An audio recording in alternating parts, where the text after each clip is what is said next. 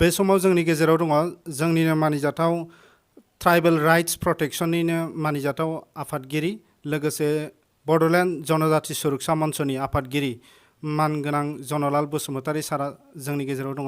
दा बे समाव जोङो बिथाङा रिटायार्ड IRS दा बिथां गेदेमानिफ्राय जोङो दिनैनि बे समाव माखासे बिटिआरखौ लानानै गोबां खोथा जोङो मिथिनो मोनगोन।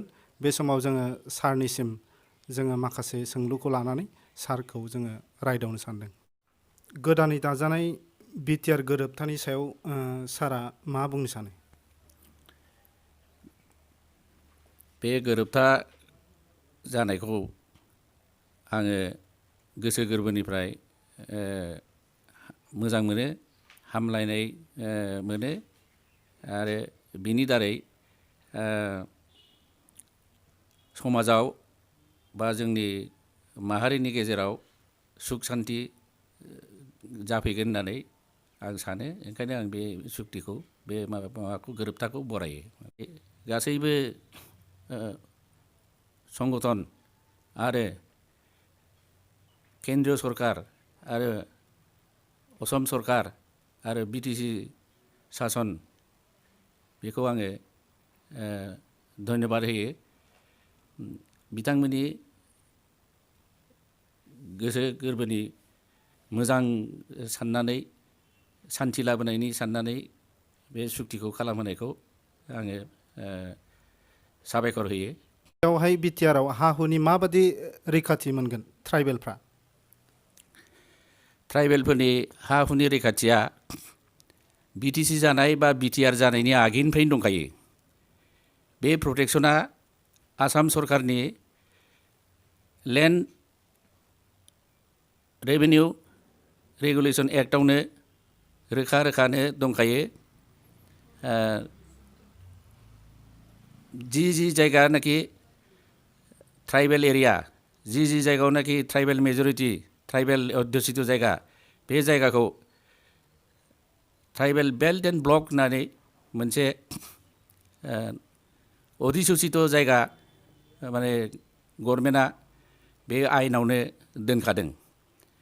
बे आयेन मथे जि दिननिफ्राय बे अधिसुसना जादों बे दिननिफ्राय बे जायगायाव नन ट्राइबेलफ्रा हा हु बायफैनो मोनला, हा हु लाफैनो मोनला।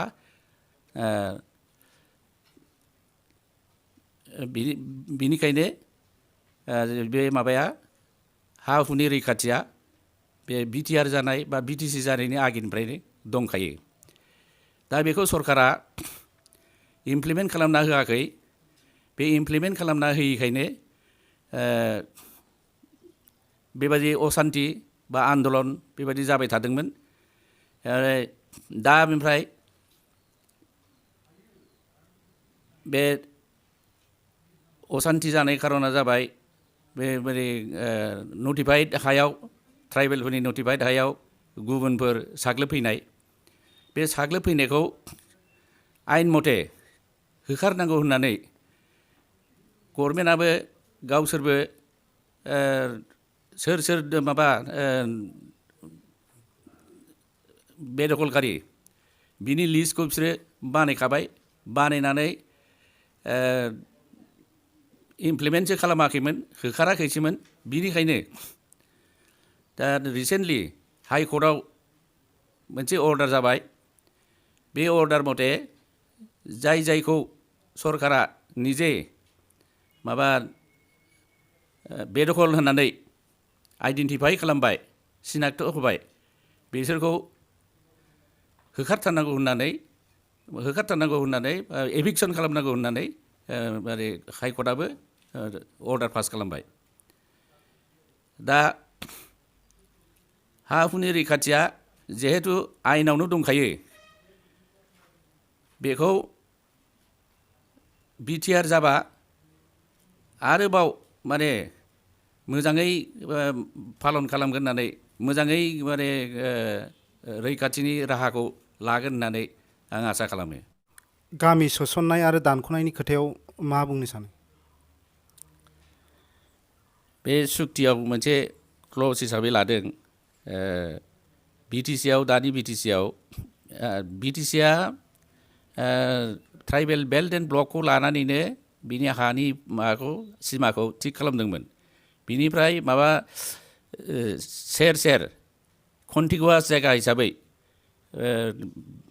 सिक्स सिडुल दानायाव बे कन्टिगुवास जायगाखौ लानानै बे माने ट्राइबेल नङै एरियाखौबो लाफाजोबनाय जादों बा ट्राइबेल नङै एरियाखौ लाफानायाव जाय माबाया जायगाया एसेबो ट्राइबेल गैया सासेबो ट्राइबेल गैया बे एरियाखौ दानख'नो नागिरनाया बियो थिगैनो दङ माबा ट्राइबेल जिहेतु ट्राइबेल बेल्ट एन्ड ब्लकआव ट्राइबेलफोरखौ थानायनि माबा खालामदों आरो बेनिफ्राय बिनि बाहेराव बिसोर थानो मोनो आरो बिसोर थानो मोनैया बिसोर ट्राइबेल बेल्ट सिक्स सिडुलनि बिथोराव थानो ना जिहेतु सिक्स सिडुला ट्राइबेल एरिया एडमिनिस्ट्रेसन दा ट्राइबेल एरिया एडमिनिस्ट्रेसनाव बिसोर थानो ना बिसोर जेनेरेल एडमिनिस्ट्रेसनाव थानो बेखौ बासिना लानाया बिस्रा अधिकार दङ दा बे हिसाबै बेखौ बिसोरनो दानख'नानै होफिननाया बे माने बे सुक्तियाव बेखौ मोनसे बुजाबुजि ट्राइबेल नन ट्राइबेलनि बुजाबुजिजों खालामदों होननानै आं सानो बियो माने गाज्रि नङा थेवबो जाय मानसिया six schedule tribal belt and block एरियायाव हाबनानै थादों बे हाबनानै थानायफ्रा नन ट्राइबेलल'बाबो बिसोरो दा माने बे गामि दानख'नायाव बाहाय गोलैनाय नङा बिसोरो दा बिटिसिनि बाहेरानि जिथु माखासे ट्राइबेल बेल्ट एन्ड ब्लकनि सोसननो गोनां जायगाफोर दङ बिनि सायाव सारनि मोन्दांथिया माबादि जिहेतु बेयो ट्राइबेल एरिया एडमिनिस्ट्रेसन जागोन बेवहाय बे सिमाजों दानि सिमाजों कन्टिगुवास नांजाबनानै थानाय गामिफोरखौ ट्राइबेल गामिफोरखौ सोफानाया बियो माने सुक्तिनि बे सुक्तियाव प्रभिजन होनाय मथेबा माबानांगौ बे मोजां जानांगौ बेखौ खालामना होनांगौ जिहेतु बे नन ट्राइबेलफोरखौ बे माबानिफ्राय दानख'नाय जागोन ट्राइबेल माने बे एरिया एडमिनिस्ट्रेसन ट्राइबेल एरिया एडमिनिस्ट्रेसननि जायगानिफ्राय बेखौ दानख'ना होनाय जागोन बे ट्राइबेलफोरखौ बे ट्राइबेल एरिया एडमिनिस्ट्रेसनाव सोसनना होनाय जागोन बेनो बे गोरोबथानि मुल उद्देश्य होननानै आं सानो आरो बे जानांगौ गासै बे ट्राइबेल एरियाफोरखौ जोबगोन बादि आसा खालामनो हायो नामा सार बेयो सुक्तिनिनो माने मुल उद्देश्य बेयो बे जिहेतु बेयो माने नांजाबनानै थानाय बे माने दानि बिटिसिनि ट्राइबेल एरिया एडमिनिस्ट्रेसननि एरियानि माने सिमाजों बे नांजाबनानै थानाय बे नांजाबनानै थानायजों बे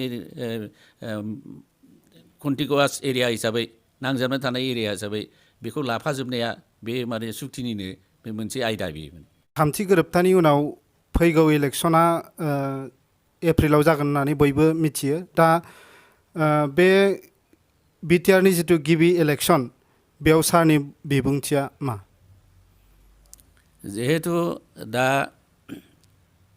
सोलिबाय थानाय जा सासन खालामनाय एरिया बेखौ बिटिसि होननाय जायो गतिके थांनाय इलेक्सना बियो बिटिसि एरियानि इलेक्सन दा नेक्स्टआव फैगोना नैबे गोदान माने गोरोबथा मथे बिटिआर इलेक्सन जागोन दा बिटिआर इलेक्सनखौ जानोबा बे